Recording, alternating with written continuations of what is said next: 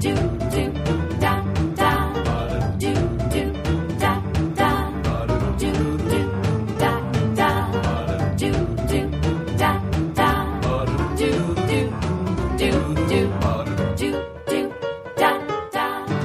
your life back to normal. Lonnie with Restore It Restoration. All right, welcome to another special edition of the Service Guys podcast. Today is going to be a little bit different. Normally we talk about war stories and situations in the service environment, and we bring in, guests to talk about, everything from HVAC to plumbing to 911 operators and cops and electricians and all that stuff. Instead of that, today we're bringing you a special podcast for a dear friend of our NSNG group where we all met.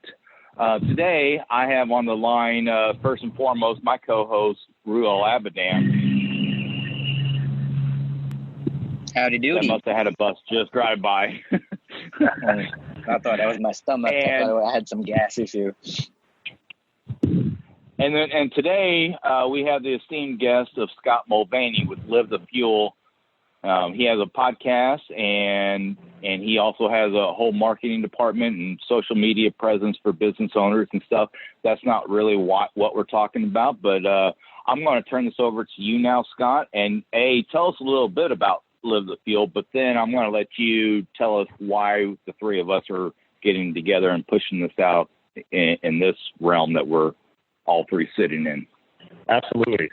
Well, first and foremost, thanks for spontaneously adding me to your show. It's great to finally hang out with both of you guys. Yeah. So, it's an honor.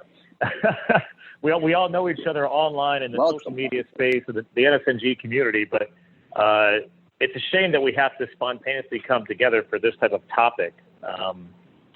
Domestic violence is real, and unfortunately somebody close to us is dealing with it. But to answer your question, Livethefuel was born out of an inspirational brand. My tagline for the podcast is "We fuel your health, business, and lifestyle."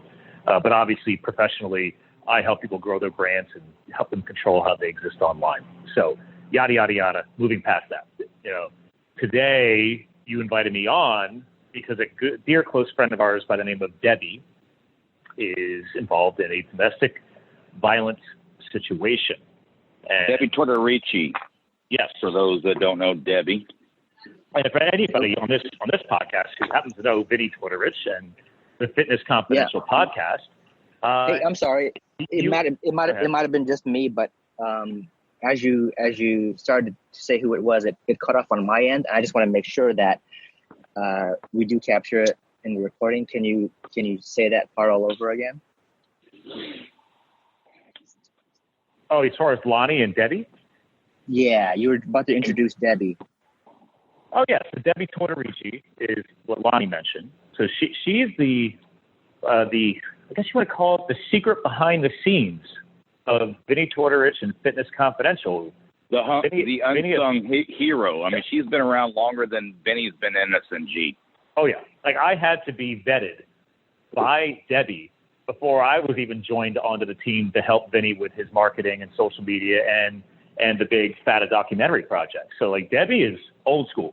And she's a tough woman from Louisiana, and she's got a big heart. And basically, when stuff breaks online for Vinny, that is the savior. She's the one who fixes everything. She's the one who makes sure that his amazing NSNG guide that's for free on his website is available. She's the one who literally is the web presence behind Vinny Tortorich and Fitness Confidential. So, and other companies too. But obviously, he's a big friend. So, right, he's a mutual friend of all of ours. Yeah. And that's what I went live on Facebook this morning, and actually it kind of came out live without me thinking about it. Like, I look at her as a professional colleague in the marketing and the online space because that's how she and I got to know each other. But over the years, Lonnie and Ruel, like, all this stuff goes down. Next thing you know, you just call each other and text each other. And that's really started happening more in the recent weeks. And she happened to get a little more transparent than I was ready for a few days ago when I was traveling and I was at my hotel, and I'm like, what? was basically my response. So she unfortunately has a very alcoholic partner, and that gentleman does not know how to deal with his stuff. And she's been suffering with this for a while. And Ruel, hold on one second, Scott. So Ruel, Scott, like he alluded to, he went live in his Livethefuel format, and I have not had a chance to sit down and share this link with you, but it kind of lays out that he gets drunk and disorderly, draws up fists on Debbie, and then most recently just chucked their dog across the living room. And that's what's prompting all this, is like animal abuse is like the trigger. Like if you can hurt a defenseless animal that's just wagging his tail and trying to, just get your love, and you can just chuck it across the room, it's statistically she's next in line. And hopefully hopefully that doesn't happen. But anyway, sorry to interrupt you. Oh no, that's important. Fill Ruel in on, like, I'm sitting on information that I haven't dispensed yet. I have not had a moment yet at all. Well, and I love the fact that us as gentlemen are coming together for supporting Debbie, because that's literally what happened to me in the past couple of days. She asked me what my thoughts were about GoFundMe, because I've run them before. And Lonnie, obviously, personally, we've helped implement a GoFundMe for you and your mother. And that was very beneficial. I mean, that was actually a lifeblood for us last year. And just so everyone knows, there's still a tad bit of money left. I've been very miserly with that money. It wasn't just a free-for-all, but, the money that was donated to me was way, way more beneficial than I could even ever tell anybody. Yeah, and that's the power, right? So this is what I had to remind Debbie about. I was like, Debbie, you do realize that if we do this right, this could help you. And I said, there's a lot of people out there using GoFundMe the right way and the wrong way. And I said, so right when she asked me about the platform, and then she told me why she was considering using the platform, I said, I'm helping you with this. And yes, you do need to do this. And the sooner we rip the lid off and make this happen, the better, because this is going to continuously go down a negative route. And I don't want to have a worse conversation than this. So that's why I got back from my business trip last night, started doing all the prep, asked her to write up in her words what she's willing to share on the GoFundMe page. Those are her words on the GoFundMe page. And then I launched the page this morning, and then 5 minutes later went live on Facebook on my personal feed. Then I went live on the Livethefuel feed for my podcast, which we're going to air that episode later today. Like I don't rush episodes into editing, but that's how serious I'm taking this.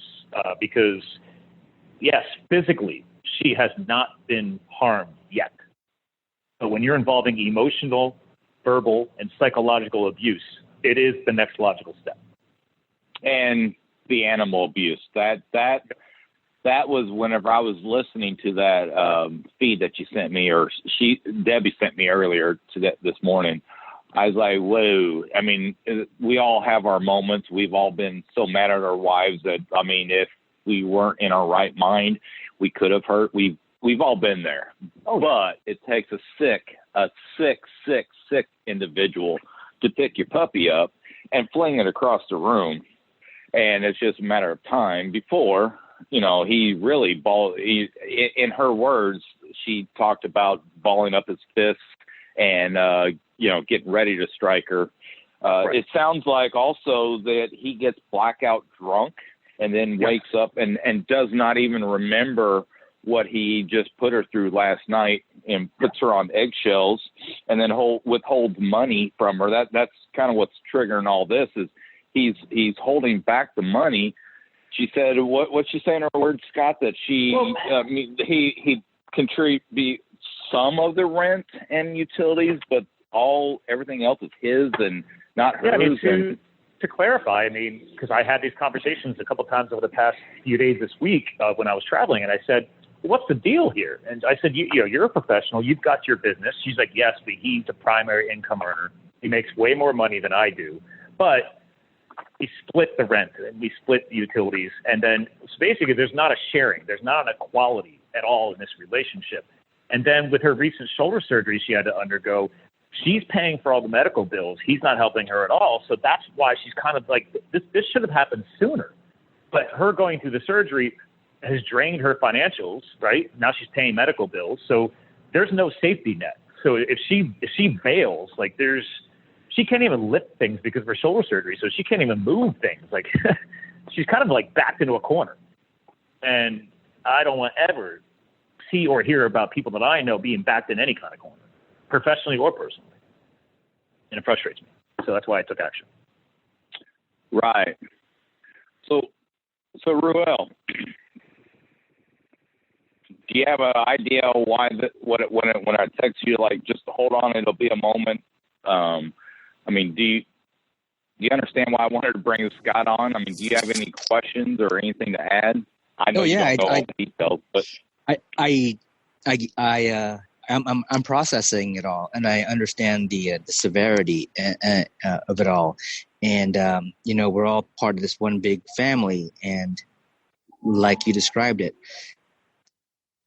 hurting a life, even though it be a four-legged animal, that, like you said, it's just a matter of time where it's another life that's harmed because someone is just out of control.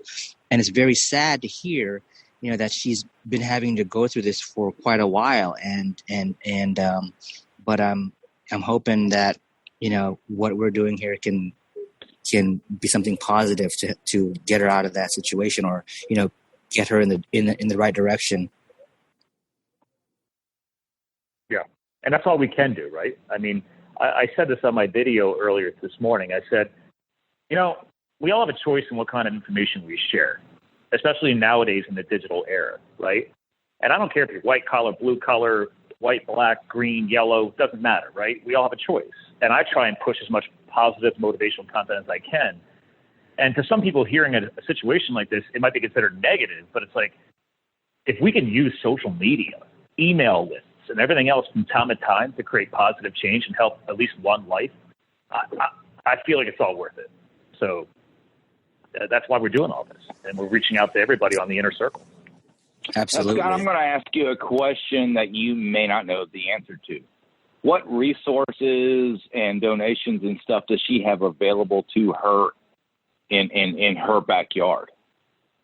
So that was something that I can actually thank my wife. I asked her before I left my hotel and traveled back to Pennsylvania last night from New York. I was like, babe, do you have any ideas or tips? I mean, she doesn't really know Debbie. And she knows I, have calls with her. And she's like, well, Scott, before you turn on the GoFundMe, she's like, just like you just said, she's like, what are her other resources? And I was like, well, why? I was like, Debbie said, she confirmed for me that she's already blocked his family and his closest friends from her on social media. So when the stuff goes live, hopefully it slows down the communication. But my wife made a good point. She's like, I don't care. There's still a chance that it could get to him faster and it could trigger something. You don't know what could happen. And so I immediately called her back and I said, hey, Debbie, before I do this on Friday, this was last night, I was like, where are you at right now? I was like, do you know the women's shelters around you? Is there a safe haven for you? And she did confirm. She's like, Scott, unfortunately, I've been here before a long, long, long time ago. I guess she used to be with a Vietnam vet, and somebody, and this gentleman had put a knife to her throat. It was a long, long time ago. And I was like, dear God. So I said, she's like, trust me, I've already got a girlfriend laid up. She's already got, if I need to go, I've got a house to go to. She's like, luckily, there's a sheriff that lives across the street from them, and that sheriff knows what's going on.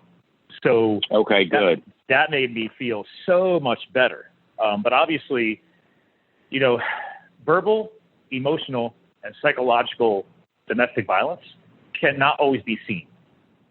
So how do you approach this from a legal support standpoint, right? And I'm not an attorney. I'm just asking. I'm like, that's why I was like, well, the one thing I can do is if we could do marketing and use technology to help her speed up her escape and start anew, that's something that we can do for her, right? Because again, I'm open to your guys' advice too. This is all literally unfolding now as we're talking about this. So, hence why you haven't been put in I knew you were working, Ruel, and I've been working, and I will share with you all that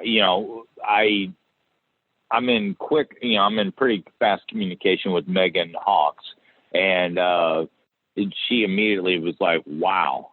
And I reached out to Anna Vicino, all our mutual friends, and was talking to her about putting this information on her. I'm an admin of her Eat Happy group, and so then she didn't know any of this, and she immediately said, "I'm calling Vinny right now," and I'm waiting to hear back from her. But how long has she been married to this abuser? Do you know, Scott? I don't know. I mean, admittedly, this is what I do. I'm an action taker. Anybody who follows me on those, I make a decision, I just go. I mean, obviously, I'll do my methodology, my research, make sure everything is valid, but then I just go take action. I didn't really want to even dig into that with them. I know that they've been married a long time. I know do they have kids? Problem. I know her more professionally, and then I also know we actually have some mutual. I mean, I know she goes to church with the Duck Dynasty people and stuff like that. Okay. So she I don't know the Duck Dynasty people, but she says she did. I don't know her very personally. I have talked to her about a couple business things, and then on my end, personally, and then we talk 1 to 10 times a week for the last, actually probably more in the last 3 months than the previous, however many years I've had her contact. Yeah. So I don't know much about. I mean, I don't know if she has kids or anything. Does she? She said kids are from her past. So I don't know if that's from this relationship or that obviously scary old relationship. We didn't get into it because just like you guys, like she and I are service providers, right? So we're in this. We know each other professionally, and then I've had her on my podcast. I've been on her new podcast with her co-host. I don't really haven't had a chance to dig that personally. Even her social media doesn't have too much transparency. No, and when she blew me up this morning, I went to her Facebook, and no, there's nothing. I mean, You would think she's just like every other Facebook post. Dude, I had to ask her for a photo to put on the GoFundMe because I went to her Facebook page. It was a bunch of quotes and stuff. I was like, she does not have a lot out there. And I was like, okay. No. So very private lady. That much I have learned. and that's why this seeing her Facebook posts, I know, like you said, it's mostly quotes and pictures of. I have seen a few of her dog and stuff like that. So it's like, yeah, and that's where it's like, okay, great, you're a private person. So getting her to this point took a little, convincing. She was back and forth, and even Tammy, her another marketing colleague who's her co-host from their podcast, Marketing Confidential, she texted me and she said, thank you. She's like, I've been trying to get her to do something. And she's like, so if you had any influence on this, she's like, thank you. So I said, well, I mean, I'm just pulling the trigger on a GoFundMe, man. I don't know how much influence I really have. But sometimes it takes an army to move somebody stubborn like her. Right. And Scott and Ruel, I'll read just one. I'm not going to betray her trust in what she sent me in Messenger. But one of the things, I asked her, share this, in what groups or where or whatever. And so 2 things that she shared with me, anywhere you want to. And then another post came in right behind it. This is called Wits In and Gotta Go. And, I'm just kind of reading here. I know that's not great audio, but so I did tell her, get to Missouri and, I can take care of you here in my backyard a lot easier, other than I will be contributing financially. But she just said, you're too kind. Thank you.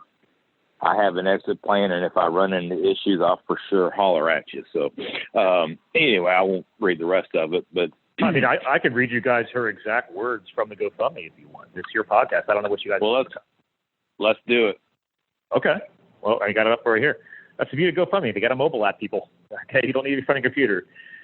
So, all right, let's get serious. And let me set the precedent because I put this at the beginning of it. So, Debbie, these are her words once I get to them, but I did point this on the page. I want to make sure it's very clear that, if we exceed the campaign goal, I talked to her about, once things calm down, doing a bigger picture thing, because I do believe we can exceed her goal. And if she wants to get back to a women's shelter or a transition house or whatever, like, I think that's important because she's not asking for a lot. And I'll get to that in a minute. And she's like, yeah. She's like, I didn't even think about that. I'm like, of course you're not thinking about that because you have a lot going on. So I just want to make sure that's part of this because I'm all about getting campaigns to crush the goals and exceed them. Obviously, you guys know that from Fata Documentary. Right. Let's hit it. So these are her words. I'm a victim of domestic violence, and I've now learned there's nowhere to turn. With your help, I can avoid being a casualty. Like most women, I never thought I would be here, yet I am. I'm living with emotional and verbal abuse, worrying if each day it will turn to physical. It started slowly. The first time he threatened me, I wrote it off as a mistake. The next time, I blamed myself. Then, I declared it would be the last time. Well, it wasn't. After a while, I stopped bothering to make excuses. The abuse started to feel normal. Recently, things have gotten worse. It's bad enough now that I realize I need to run, and these words marked me, or I will die this way. He's a functional alcoholic who fires off insults and gaslights my every move. While he doesn't remember what he said or done the night before, he denies that ever happens and blames it on me. He's threatened to lock me out, has drawn a fist and aimed it at my face and told me to get the hell out and take nothing. Everything, to his way of thinking, belongs to him. 30 minutes too long at the grocery, and I've been with a boyfriend, and that sets off another round of insults. Nothing is my business. I'm his wife. She has this in parentheses. I'm his wife, right? His health, his finances, nothing. Nothing is shared by him. He has to know the details of every penny I spend. And then this is where the animals come in. His tossing a beloved pet across the room triggered my breaking point. I would just leave, but I cannot afford to leave everything behind. As a woman of a certain age, and she's older, it's hard to recoup financially to be able to start over. Although I've contributed to our household as well as furniture and household goods that I purchased myself, he says I have no right to them. Not even my personal clothes. I have pets that I love and I do not want to abandon. I need to escape. And we're coming to the end now. I work, but paying medical bills from a recent surgery has left my coffers drained. He is my husband, but refuses to help pay my medical expenses. He pays towards rent and utilities, part, but not full. But the rest of everything is on me. This campaign is to help me get the resources I need to leave quickly and safely with the goal of raising funds by March 15th, 2020. Her closing comments here are, I'm tired, y'all. That's my best Southern thing. I'm not good at it. I'm tired, y'all. Really tired. I'm scared if I don't get out now, I won't, at least not whole anyway. I hate airing my dirty laundry. But what I've been told is that I'm deserving of help, and this is not my shame, it's his. I'm asking for help to restart my life where I can live peacefully and without fear. Debbie Twitterigi. And Scott? Yeah. Give us that breakdown. For our listeners, I mean, she's only asking for $7,500. And it's $7,300 to be exact math. 73. Oh, okay. There you go. Right. Break that down for us, because this was very. Like when she nailed it down, it's like, man, that ain't a big ask. Well, it's not a big ask, and I didn't even ask her to do this. She already had it in the email when she sent it over to me, and I was like, you could tell she's been thinking about this and been doing the research. So right. $3,000 up front to secure an attorney because she needs to protect herself, especially to get everything. Especially there's other things going on here. Apparently there's stuff with finances and taxes. I don't even want to get into that. $3,000 for 3 months of living, rent, and utility expenses, just to help her restart. She's not asking to have people pay for the rest of her life. $800 towards movers because she can't lift anything from the shoulder surgery. And then $500 of running money. I guess just get me by, groceries, right. Whatever, like that. She's just asking for the bare necessities. $3,000 to take care of the legal affairs side of things. Just to secure an attorney up front, yeah. Right. Yeah. Which is $3,000 to just get her some money to help her find, first month deposit, the first month rent. Yeah. And $3,000 for 3 months. I mean, I don't know about her neck of the woods, she's in Louisiana, West Monroe, Louisiana. But I know around here, I'm in Jeff City, Missouri. Where you at, Scott? Allentown, Pennsylvania, an hour north of Philadelphia. There you go. And Ruel, I don't even want to know what your rent and stuff like that runs, but I know in small towns in southern, she's in middle Louisiana. I know $1,000 a month is, that's realistic. $650, $800 a month for rent, and turning the lights off and being miserly. Electricity is still going to run $150, $200 a month. So there's your $1,000.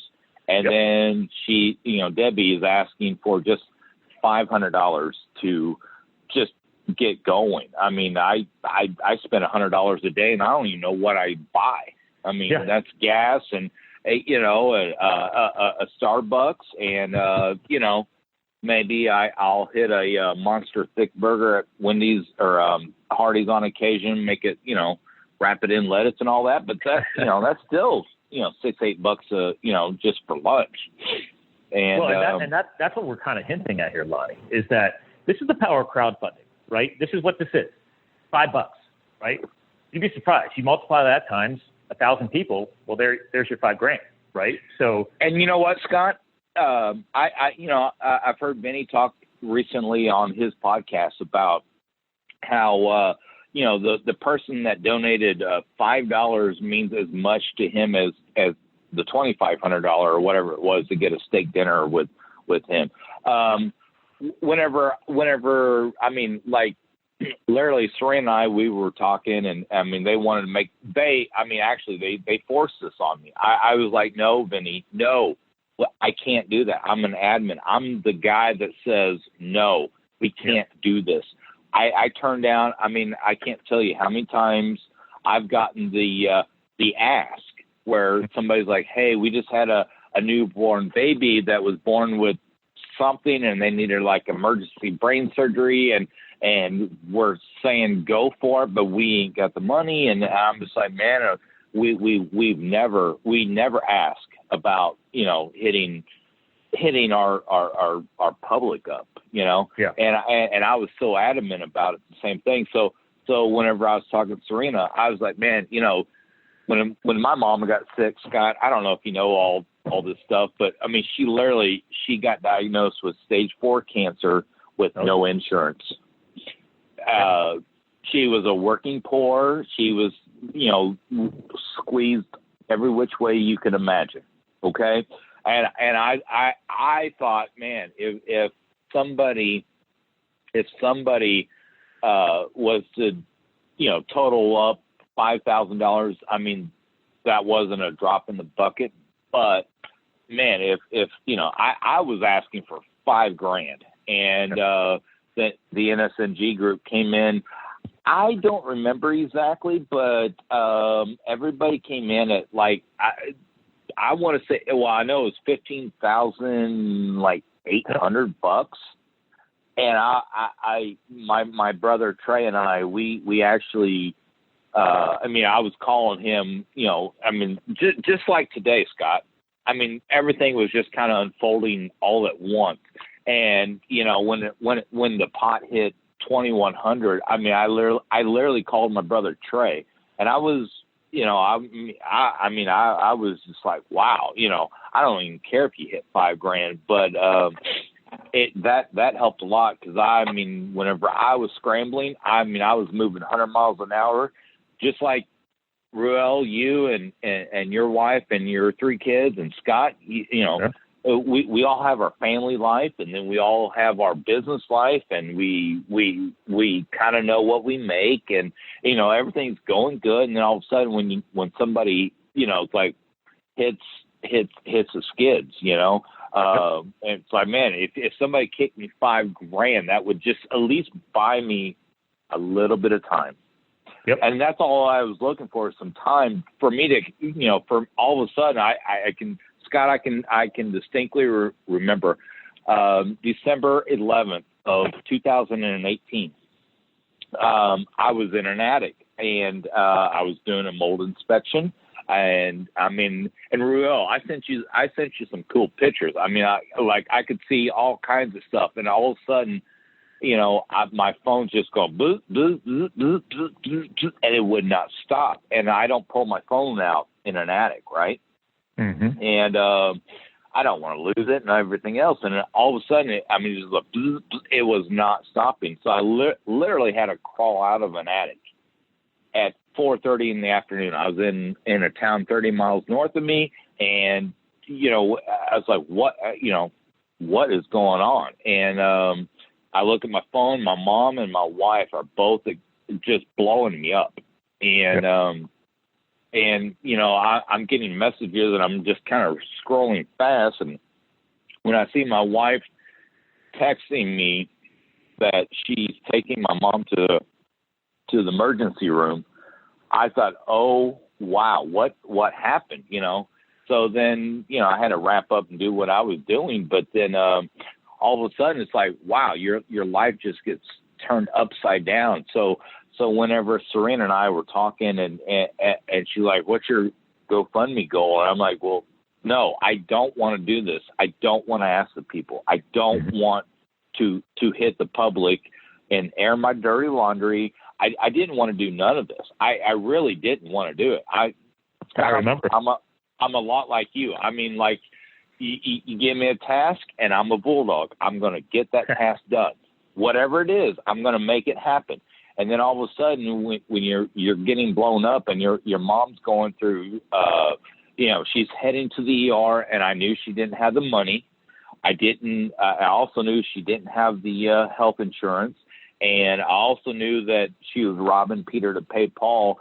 So, you know, I was asking for only $5,000, and our NSNG family came through at 15,000 something. And, you know, it's like, wow, it touched me. And I was alluding to this earlier. I was literally on the phone with Trey, my brother Trey, which he just had his first baby girl, and, you know, he just got married in October, 2 months prior to mom getting sick. And you know, I'm a new uncle and everything else.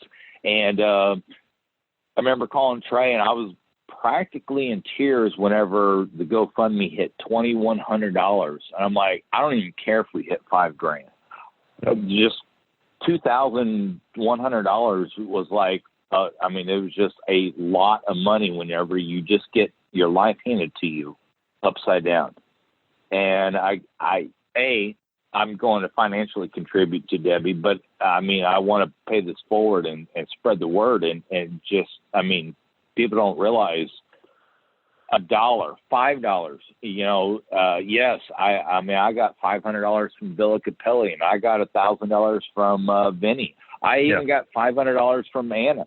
And those big numbers obviously stick out, but you know, even the $5, you know, just forgo Starbucks one time, and, well, and let's help Debbie out.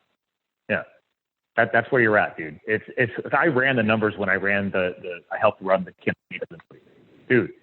$5 to $25. Those were the highest quantities and the biggest supporting component of that movie campaign. It wasn't the $2,000 there, the $5,000 there. Even the $100 things, they went well with the hats and shirts. It was that incremental add up. That's the power of crowdfunding. When you have the right mission and the right people aligned with it, you don't know where it could go. So right. And man, do I want to give back? But man, I remember seeing the $5, and I would look, Scott and Ruel. I'll just tell you, I saw $5, and I'm like, oh, who is that? And I was like, I don't even know the name, but that $5 meant more to me than the person that I met in real life, or, you know, I mean, we've done several meetups. I've met hundreds of the NSNG people in real life. I have hundreds, if not, hundreds of NSNG members, you know, like real cell phones and stuff. A lot of them, we are real life friends, but man, that $5 from the person I'd never heard of, And man, those are the ones that actually brought tears to my eyes. I was like, certain names. Yeah, I mess with Kurt Leopard. A lot of people don't know that. I mean, him and I and his wife and I and my wife and I, we are actually real life friends. We've broke, well, I was going to say bread, but, we've shared meals together. Kurt and I talk all day, every day, all the time. And, but yet online, you'd think we hated each other. But so, yeah, seeing money coming from Kurt, I mean, that was very touching. But the $5 from somebody that I don't even know, that actually brought me to my knees in humility, way more than the $500 from Paul and Stephen Capelli or Paul Capelli. I don't know how all that works, but anyway, you know what I'm saying? Yeah. Very, very humbling because I've been there. I don't know if I don't know if my words are conveying myself, Scott, but I know where Debbie's at. It's a huge ask. You don't want to air your stuff. I'm the guy that was just, even now, both my brother and my mother still rely on me to take care of stuff. I take care of more stuff on her behalf than either one of them will ever know. Yeah. And that's why I wanted to bring you on, Scott. I wanted to help get this message out. And, I want to help Debbie. Well, I love the spontaneity. I mean, Ruel wasn't even ready for this. And it's no. like, it's like that's the point. It's the community, man. Just take action, right. Man. Yep, Ruel's sitting on mute. I'm not hearing all the horns or anything in the background like normal. But that's how important this is. Yeah. And that's what we're supposed to do, right? That's why I said on my videos this morning, I said, what's the point of, continuously growing a business, growing marketing, growing a podcast? Like I do public speaking now. Like I do all this stuff.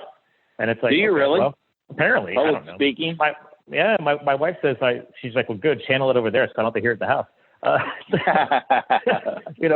But that's the point, right? It's like, why am I putting in the reps? Why do I do all this if I can't from time to time step in on something that just struck me, dude? I was like, I didn't slow down at all. My wife's like, you got enough going on. I'm like, I don't care.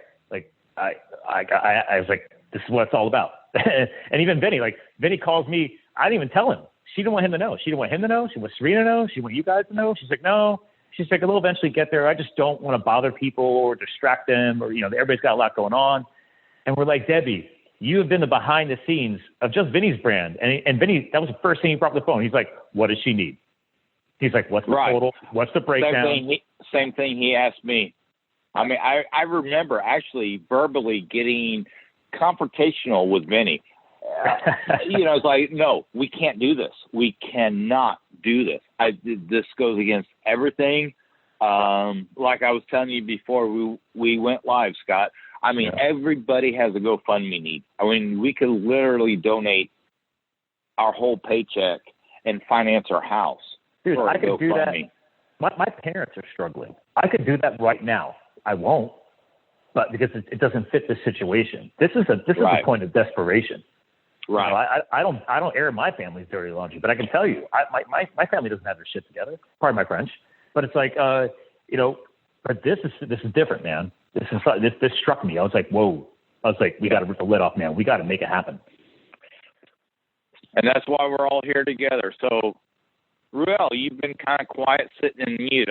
I know you well enough to know you're sitting in mute. I mean, yeah, I got a lot of background noise, but like I said, I'm processing and I'm reflecting because I too don't like to air my own dirty laundry. I may have mentioned it a time or two on a podcast episode or two, but I come out of alcoholic, abusive sort of household. Fortunately, it never got to a point where there was physical harm on any living creature or individual. But I remember strongly how those emotions are, and nobody should be victimized. And whenever there's an opportunity, get the hell out. And this conversation, this awareness that's being done if it can help support, help her take that step, it has to happen. No one should live their life through it, I agree. And that was something I brought up to her too. That's why we put that on the page. Like even Vinny even said, he's like, hey man, he's like, make sure you tell her to just don't go donate anything right away. I don't think she knows how much she's really going to need. And he was the first person to bring that up. And I was like, that's realistic. Thank you. But, she did agree. She's like, listen, if we crush it, thank you. And she's like, I will find a way to give back beyond what I actually need. So that's what I love about her. She's a realistic person. She's not trying to, have people pay for her life. No, Scott, she's asking for $7,300. Yeah. I know that's a used car for one person, but I mean, seriously, $5, $20. Yeah. I mean, we're not launching a movie. Right. And no offense to Vinny or anything, but what you did for the Fata documentary, I mean, that pales in comparison. I mean, yes, that was a great documentary. I've shared it. We've all shared it. We've all contributed. We've all done stuff for it. But in the grand scheme of things, you're not talking about a lady wondering if she's going to get just hopefully a black eye. I mean, I will share with the audience. I'm kind of I read and listen to a lot of podcasts and stuff about true crime, and they say that I can't think of what the term's called right now, but it takes. I have to commend Debbie because they say statistically it takes seven tries for the lady to leave the house. They live in abusive environments, and when the dogs are getting thrown across the room, it's only a matter of time before he just loses it, and just hopefully only hits her first, not snaps and blacks out and does something more heinous. I really do not want to read about Debbie in West Monroe, Louisiana. No. Well, we don't want to read about this for anybody, and that was something. No. I'm a visionary kind of thinker, and I told her this. I said, Debbie, we're going to make this happen. We're going to figure this out, and you're going to get free. That's why I'm literally using the hashtag freedebbie. But I said, down the road, I said, what if you taking this important step to improve your life and start over inspires other women and men, people, there are men in relationships too. I had a boss like that once that his wife was physically abusive, and we didn't believe it. I honestly didn't believe it. It was like, I've never heard of a man getting abused, but I actually saw it with my own eyes. A man walking into the office one day with a black eye, and then, he tried to tell everybody, I was doing some woodworking, and the table saw kicked back, and then he told me in private that no, it was really my wife. Oh, I've seen it. Yeah, and that's the point of awareness. I got another question for you. Do you have a better way of getting a hold of her without going through the Google phone and all that crap? I mean, I've got her cell phone. I call her and we texted and. Yeah, and I got her cell too, but it goes through a whole. And maybe you got a different cell than I do. Sometimes do you think you can get her on? Now? Mm-hmm. I could try. I never know. Because the last couple of times I tried calling her, I agree. Maybe she's got some kind of weird phone system set up. Because she was complaining the other day. I tried calling her, and then it went to voicemail. And then she called me right back because it was like, she couldn't get it connected. So I can give it a shot. Do you think we should? I don't know. I did reach out to her, and I did reach out to her earlier and say, hey, Ruel and I are podcasting a little bit. That was before you and I hooked up, and I never heard back from her. Okay. Whenever I texted her, normally my text to her goes right through, and then it gave me some system error failure thing, and then try to send it as an email. So I don't know where she's at. Well, I'll tell you what, if you want, I'll try and add her to the call and see if it goes through. If it doesn't, we made an attempt, and we can always do something later. Right. So. Either way, I still want to show her some love. I still want to do what I can. Okay. Hey, well, hold on one second. Let me give it a shot. Sure. All right. Thank you, gentlemen. Ruel, how you doing? I'm good. I just ordered myself some lunch while, you guys are talking. Good. How you doing on time? It doesn't matter because this is important, and it'll all work out. It's a Friday. Everyone's just trying to get to the weekend. Right. What are you doing this weekend? Where are you going? Anaheim? You going on, Disney vacation? What are you doing? I have to run a 50K trail tomorrow morning, or all day tomorrow. It takes me that long. Whoa! Back up! Is this one of your? Is this the Ohlone? This one's the Lake Chabot. You did that last year. Yeah. Or 2 years, or. I've done it 3 previous years, and always do it in an underwhelming fashion. But yeah, I'm going back this year. So where are you at on that? You don't run enough to do 50K, do you? I run enough, but I have not done a ton of mileage leading up to it. I've done other sort of workouts to just keep me loosey goosey. So you're doing that tomorrow? You guys there? Yeah. Scott? Yeah, so I did get her, and she was just pulling back into the driveway, and the other half is there. So, but she did say, she's like, if you guys want her to, she would be honored to do that on another day. She's like, I can't do it now. I'm literally getting back from the grocery store, and he's here. So, well, I guess the 2 or 3 of us can, I can you know what? Let's just table that.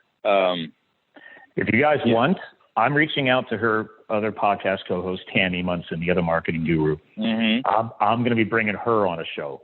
I can have you guys. I can host it if you guys want. I don't care at this point. Any exposure is good exposure right now. So I wasn't sure if Debbie would be willing to go on a podcast about this, but yeah, and definitely right now is not that moment. Yeah, for her. Right. I do not want to put her in a spot. Yeah, this is so top secret right now. Even though we've gone out there online, it's like she's still literally faking it she makes it. You and I both need to text her and just say, for right now, I know there's a time essence, but I really think she needs to take what I saw down off her Facebook, because we can all screenshot. Yeah. I really think, even though she blocked everybody, she thought. I know, but I know. I can screenshot stuff and send it in another group, or send it to a person that you don't even know that I know. True, but here's the thing: there's already girlfriends. I've been looking at shares. There's other people friending me and sharing what I put up, because my shit's live. Part of my friend. And by all means, Scott. I don't know if you saw the text where you replied about adding me as a admin. Oh, on the campaign. Or whatever. Yeah. By all means. If I have to funnel money, I have no. Well, the way GoFundMe works is whoever's on the team, every time you click and share, it shows it's coming from you. So instead of people sharing my stuff all the time, the more people on the team inside the GoFundMe page, I think the better. I got Tammy on, I got me on. Debbie hasn't accepted it yet. I don't think she will. Maybe she won't. I don't know. So that's why I was like, right. If you want to be on there before you share, I'll get you added in. I'll just send it to you an email. So by all means, just make that happen. I want to help Debbie. Yeah. So it's crazy, guys. It's crazy. So yeah, Ruel and I were just kind of chatting before, but I don't know about Ruel's schedule. I would love to have Debbie on. I will cry with her if I need to. One of the things in my business is I do give a lot of hugs, and I see a lot of people crying. Because when you call a disaster restoration guy like me for restored restoration, you're not having a good day. And I know that. My wife, Scott, Real and I have talked about this a little bit, but literally when we go out to eat, like my wife and I will probably go have some steak tonight. I don't know who I'm going to see, but I literally, when we walk in, I got a customer or 5 sitting there, and I give a lot of hugs in front of my wife. Oh, yeah. And she'll say, who was that? Not accusatory. She just knows that when you call a disaster guy, you're not having a good day. And if I'm giving you a hug later, we've shared something, and I'll just tell her, oh, that was so-and-so with this job. And she don't know the details. And my wife, she's very good about it. She's like, I get it, but she doesn't know. I mean, whenever people call me, they're not having a good day. They've had something break. They've had, So they might feel like they've lost their home, Right. I mean, literally. I mean, I just, Ruel and I were probably going to talk about one of the photos that he just posted for me. I just literally a couple of weeks ago had a young, I don't know how old she is, 28. But she lost her home due to sewage. Wow. And so, yeah, my wife is used to me giving hugs, and it takes us 20, 30 minutes to sit down.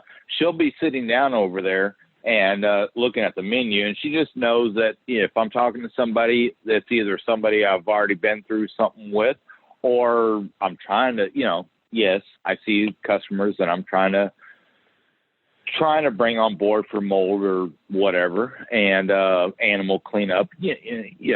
I do basically everything I touch kills people. So my office attire, Scott, is actually a Tyvek suit, a face respirator, and rubber gloves. Oh, I remember. I've had you on the show, man. You've been on Livethefuel as a guest co-host, so it's like I got to learn more about you. And the funny thing was, my wife's friend's husband ran a remediation company for water damage and mold, just similar to you. So, I mean, they since sold it, but yeah, I've heard all kinds of crazy stories. So from you and from them. So but here, and to tie this back in, dude, yes, psychologically, she's already lost her home. She's not right. Everything is like, to me, I see a gray area there, dude. And we need to help her get it back to black and white. She needs Scott, I don't see gray. I see black and white. Yeah. I mean, we've all had too much to drink. And like I was telling you, I mean, Ruel, you're married. Scott, you're married. I'm married. I've been married for 21 years. April 24th of 1999 this will be my 21st.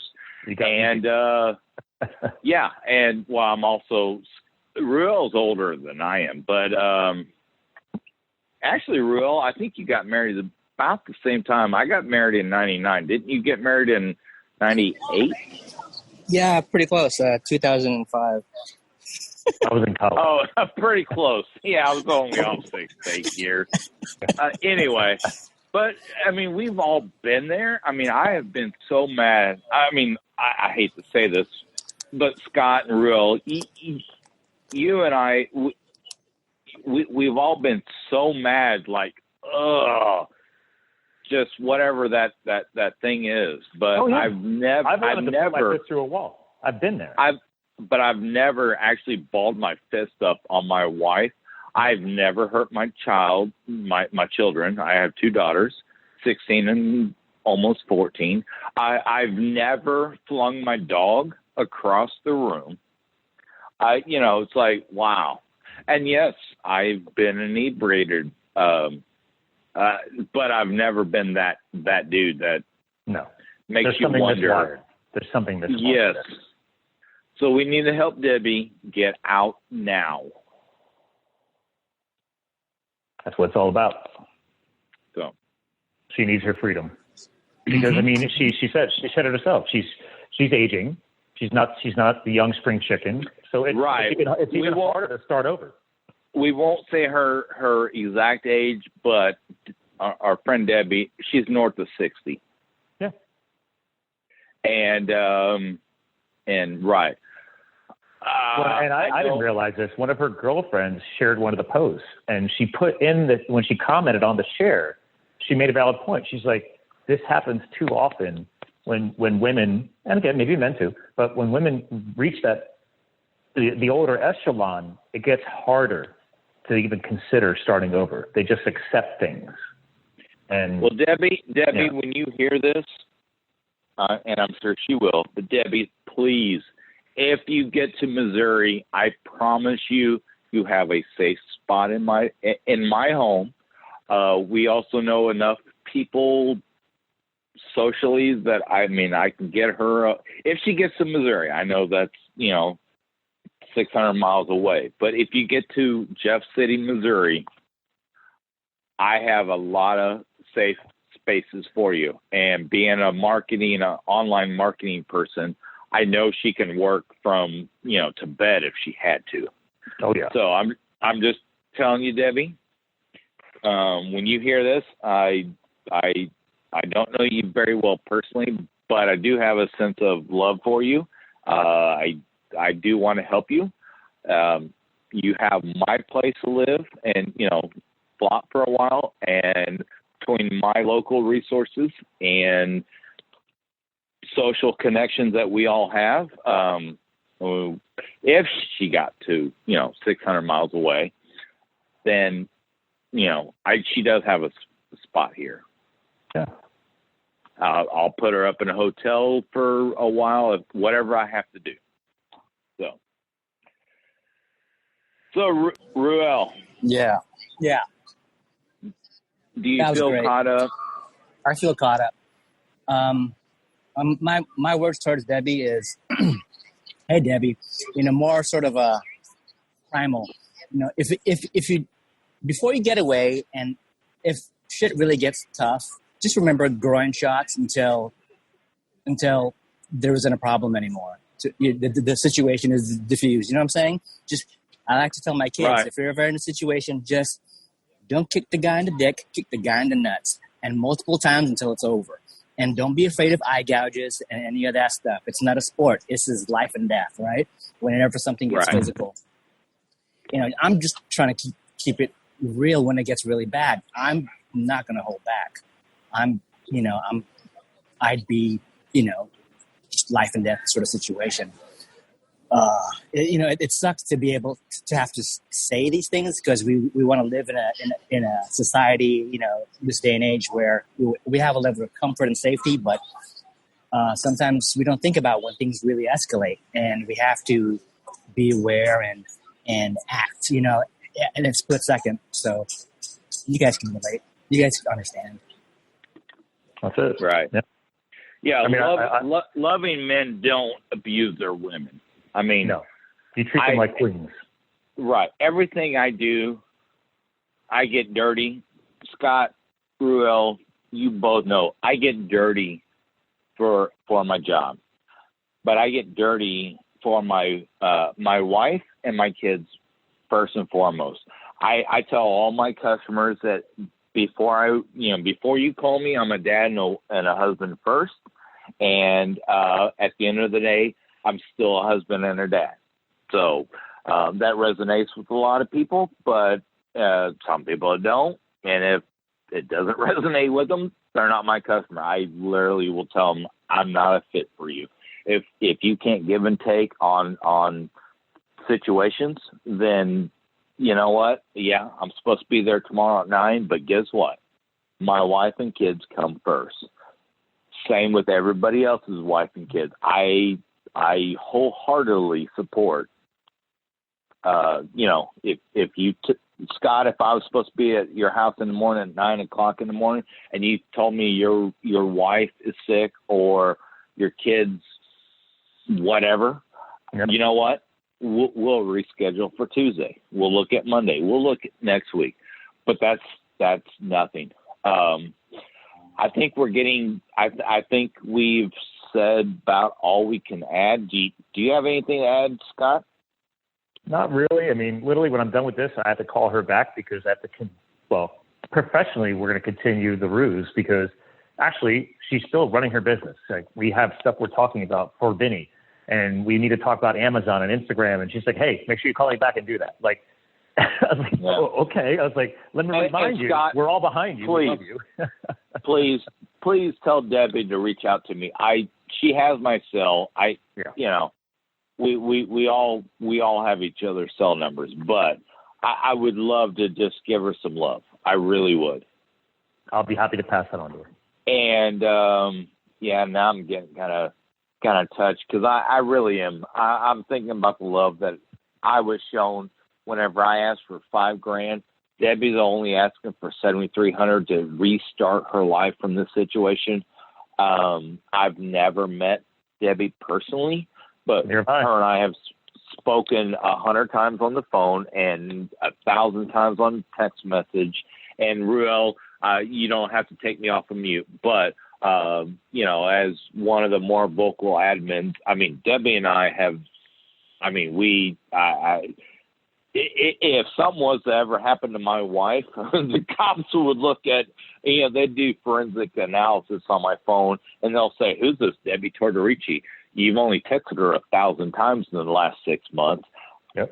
That's what Debbie means to me. So, yeah. So I'm getting ready to wrap this up. Our normal sign off, Scott, is this Lonnie Beecham with Resort Restoration.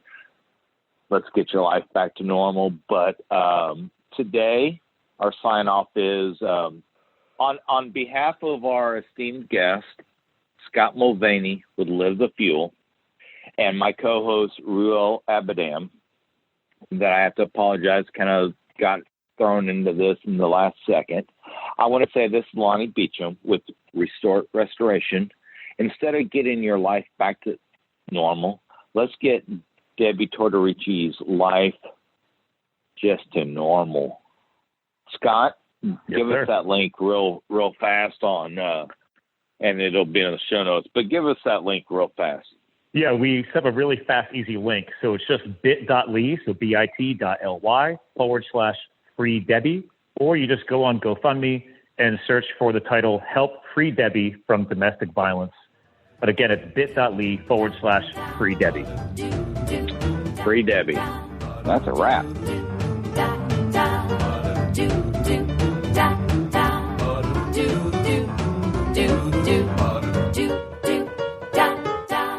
Get your life back to normal. Lonnie with Restore It Restoration.